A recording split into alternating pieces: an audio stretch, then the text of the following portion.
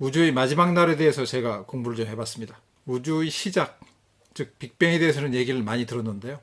그러다 보니까 그 시작의 반대편, 우주의 끝 얘기는 어떻게 되어 있나, 그게 자연스럽게 궁금해지더군요. 시중에 책을 찾아봤습니다. 두 권의 책에 눈에 띄는데요. 사이언스 북스가 내놓은 마지막 3분, 그리고 시공사가 내놓은 세상은 어떻게 끝나는가, 그 두 권이 눈에 띄었습니다. 저자들은 전부 미국 애리조나 주의 대학에서 일하는 영국 출신 천문학자들입니다. 다들 유명한 사람들이고요.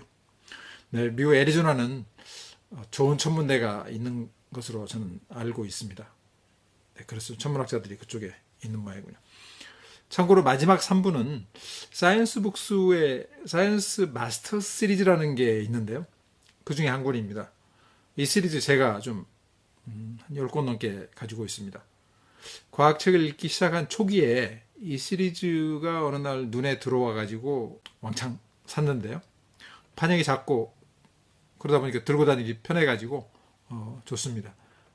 제가 저 녹화를 하기 위해서 찾아보니까 모두 19권이더군요. 네. 사실 물리학자는 그 우주 운명이라는 그런 주제에 대해서는 연구를 그다지 하지 않습니다. 젊은 물리학자는 특히 이 분야는 거의 다루지 않는다고 이렇게 제가 알고 있습니다. 나이 먹은 물리학자들이 조금 다루는 편이고요. 왜냐면 나이 먹으면 자신의 운명뿐 아니라 우주의 운명에 대해서도 궁금해지는 게 자연스러운 이치 아닐까요? 과학자들이 논문을 올리는 사이트 아카이브라고 있는데요. archive.org. 거기 들어가서 외국 사람들은 어떤 논문을 갖고 있는지 제가 한번 찾아봤습니다. 역시 몇 편 정도 이렇게 보입니다. 나중에 좀 얘기하겠습니다. 우주의 운명 관련해서는, 우주의 마지막 날 관련해서는 두 가지 시나리오가 있는데, 얼음 아니면 불입니다.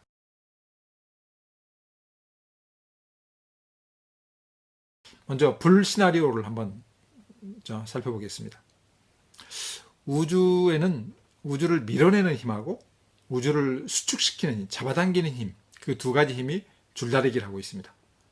우주를 밀어내는 힘은 빅뱅 때 생긴 급팽창의 힘입니다. 우주를 수축시키는 힘은 우주에 있는 물질이 갖는 그런 힘입니다. 중력이죠. 불 시나리오는 빅뱅 이후 우주가 지금 팽창하고 있지만 언젠가는 이 팽창력이 좀 약해지고 그러면 중력이 자연스럽게 더 커져서 중력이 이 우주를 지배하는 힘이 된다라고 예상합니다. 중력이 우주를 지배하는 힘이 되면 우주는 수축하기 시작하고 그 다음에 어느 날 어느 순간 한 점으로 쪼그라들 것입니다. 결국 빅뱅의 과정을 되밟아가는 것이라고 얘기할 수 있습니다. 이것이 불, 뜨거운 종말, 대충돌, 영어로는 빅 크런치 시나리오입니다. 우주의 두 번째 시나리오는 얼음입니다. 우주에 있는 물질이 어느 정도 이상이 아니면 우주의 팽창을 막을 수가 없다고 봅니다. 물질이 갖는 중량이 작기 때문입니다. 그러면 우주는 영원히 팽창합니다. 우주가 계속 커지면 공간이 계속 커지겠죠? 그러면 어떻게 되겠습니까? 우리 주변에 있는 물질들이 희박해지겠죠. 물질이 희박해진다는 건 우주가 식는다는 말과 같습니다. 물질을 담고 있는 그릇이 커지면 전체적으로 온도가 내려가겠죠. 우주는 절대 온도 0도에 가깝게 얼어붙습니다. 그러면 밤하늘의 모습은 어떻게 될까요?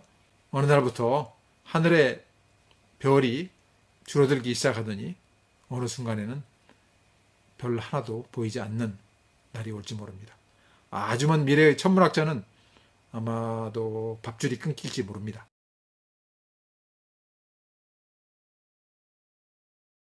그런데 우주의 운명의 날 시나리오가 1998년 이후에 달라졌습니다. 우주가 가속 팽창하고 있다는 주장이 이에 나왔습니다.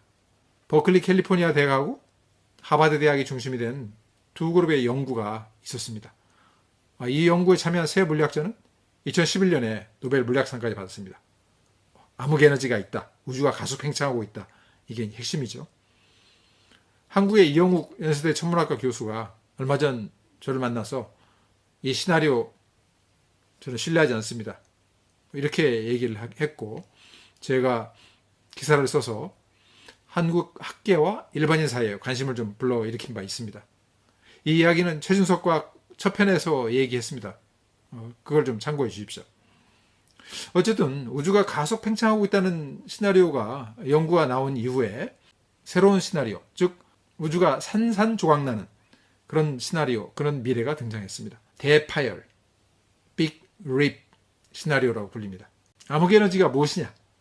라는 걸 설명한 이론에 유령 에너지 이론이라고 있습니다. 미국 다트머스 대학 물리학자 로버트 캘드웰이 내놓은 것인데요. 그가 말하는 우주 최후날 시나리오는 기존 생각보다도 매우 빨라서 저는 놀라웠습니다. 보통은 지금부터 한 뭐 수조 년, 조 단위 후에, 년 후에 우주가 뭐 종말을 맞이하지 않겠느냐, 이렇게 말들을 해왔는데요.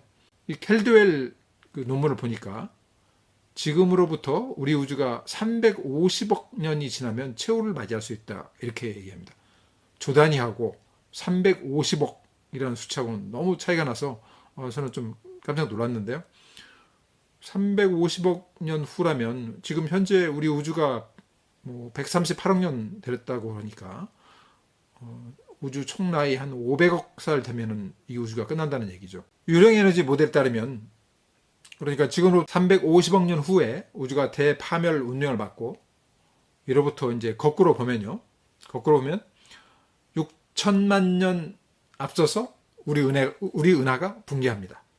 그리고 대파열로부터 석 달 전에 우리 태양계가 해체가 되고요.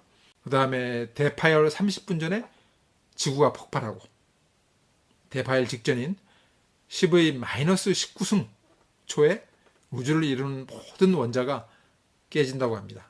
모든 물질이 산산조각 나는 거죠.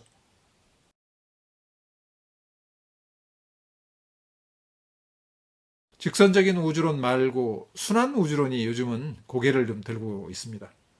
한 우주가 끝나면 다른 새로운 우주가 시작된다는 그런 생각입니다. 그러니까 빅뱅과 빅크런치가 영원히 반복된다고 봅니다. 우주가 한 점으로 이제 수축이 되고요. 그런 뒤에는 또 이게 되튀어서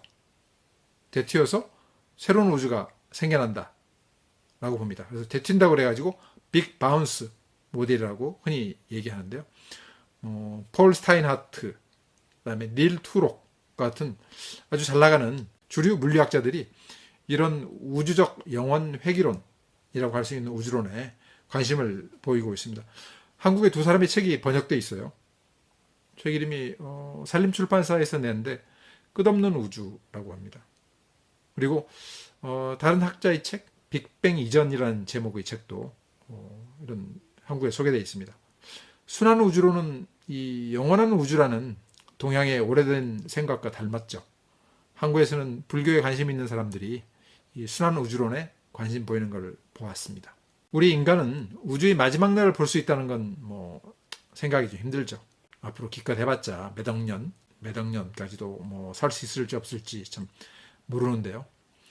왜냐하면 뭐 지구의 생물이라는 게 지금까지 99%가 다 그 99%의 종이 다 지금까지 멸종했다고 하지 않습니까? 공룡도 그렇고 삼엽충도 그렇고 한 시대를 풍미했지만 그 생물들이 끝이 있었다는 걸 우리는 다 알고 있습니다.